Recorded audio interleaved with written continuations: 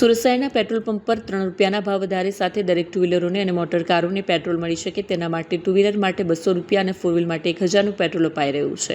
તેમાં પણ petrol pump પર લાંબી લાઈન લાગતા લોકો હેરાન પરેશાન થઈ રહ્યા છે। લોકોનું કહેવું છે કે સરકારે પૂરતી સુવિધા કરવી જોઈએ જેથી લોકો હેરાન નહીં થાય અને પેટ્રોલ સમયસર લાઈન વગર મળે તે માટેનું લોકોનું કહેવું છે।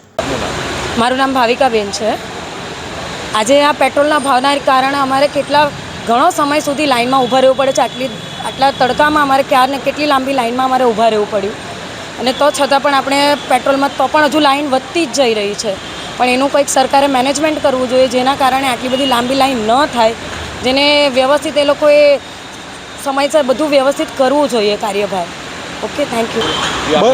200 રૂપિયાનું જ આપે પેટ્રોલ, બરાબર। પછી લાઈનમાં કાંઈ કામે કાજે જવું આતે અથવા 2000 નોટબંધી કરી ત્યાં પછીની લાઈન જ આમાં શું કરવાનું? સરકારને જરાક આગળ પગલાં લેવા જોઈએ।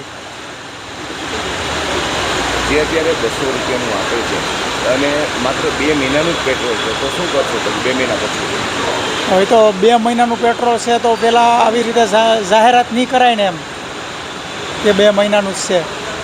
સાંજે કેટલા પેટ્રોલ પંપ ફર્યા અમે, ક્યાંય પેટ્રોલ પંપ બધી જગ્યાએ બંધ જ। 3 રૂપિયા ભાવ વધી ગયો। હા, 3 રૂપિયા ભાવ વધ્યો, હજુ પણ વધવાની, એટલે આ વધવાનું લીધે લોકો લાઈનમાં ભરાઈ જાય।